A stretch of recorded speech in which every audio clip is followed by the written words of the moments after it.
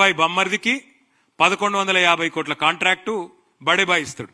బడేబాయి ఎంపీకేమో చోటేబాయి 1350 కోట్ల కాంట్రాక్ట్ ఇస్తాడు.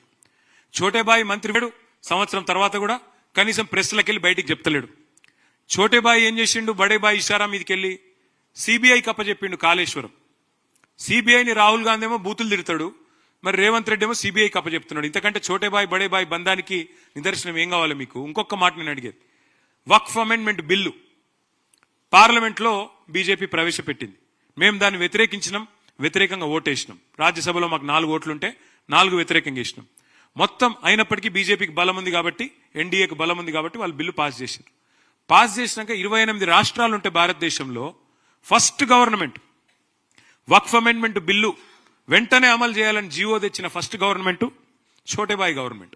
బడేబాయి బోలే, చోటేబాయి లాలియే. అంటే ఎంత డీప్ ఉన్నదంటే ఇక్కడ నడుస్తున్నది కాంగ్రెస్ గవర్నమెంట్ కాదు. యా జో చల్ రా జాయింట్ వెంచర్ गवर्नमेंट चल रहा, कांग्रेस बीजेपी का जॉइंट वेंचर गवर्नमेंट यहाँ पे चल रहा. इसलिए ईडी रेड होता इन पे. कौन? पोंगुलेटी श्रीनिवास रेड्डी तेलंगाना रेवेन्यू मिनिस्टर पे केस नहीं बनता, ईडी नहीं बोलती, मिनिस्टर मुंह नहीं खोलता. अब रेवंत रेड्डी के साले साहब को अमृत स्कीम में टेंडर मिलता 1100 करोड़ का, और यहाँ पे बीजेपी एमपी साहब को 1350 करोड़ का काम रेवंत रेड्डी साहब देते. सीबीआई एक बीजेपी की तोता है बोल के हमारे राहुल गांधी साहब बोलते, फिर वही तोते को रेवंत रेड्डी साहब कालेश्वरम केस देते. तो छोटे भाई बड़े भाई का जो बंधन है, जो अजब प्रेम की गजब कहानी है, ये शायद ही हिंदुस्तान में कहीं और आपको देखने को नहीं मिलेगा. एक जबरदस्त फेविकॉल बॉन्ड जो है आज अगर किसी के बीच में है तो छोटे भाई बड़े भाई के बीच में है. और छोटे भाई जाके कब बड़े भाई के पार्टी में मिलेंगे आप लिख लो, 1-1.5 साल के अंदर वो भी हो जाता, दोनों एक हो जाते. आप बेफिक्र हो. లక్ష డబుల్ బెడ్రూమ్లు అన్నారా? ఆయన గృహ నిర్మాణ శాఖ మంత్రేనా? 2 ఏళ్ల నుంచి ఆయనే మంత్రి కదా. మా శ్రీనివాస్ యాదవ్ గారిని గిట్లనే గతంలో అడిగితే నువ్వు రా అని చెప్పి బట్టి విక్రమార్క అప్పుడు సిఎల్పి లీడర్, ఆయన మంత్రి సీనన్న పోతే మధ్యలోకి వెళ్ళి తట్టబుట్ట వారిసి పారిపోయాడు. ఎవరు? బట్టి. పొంగులేటి శ్రీనివాసరెడ్డి నిజంగానే గృహ నిర్మాణ శాఖ మంత్రి అయితే ఒకసారి రివ్యూ చేసుకుంటే మంచిది. ఆయనకి సిగ్గుపోతుంది. లేకపోతే ఒకటే కాడ కొల్లూరులో 17,000 ఇండ్లున్నాయి, కొద్దిగా అవతల పోతే నాగులపల్లిలో ఇంకో 5,000 ఇండ్లున్నాయి, కొద్దిగా కిందికి పోతే ఇంకో 6,000 ఇండ్లున్నాయి.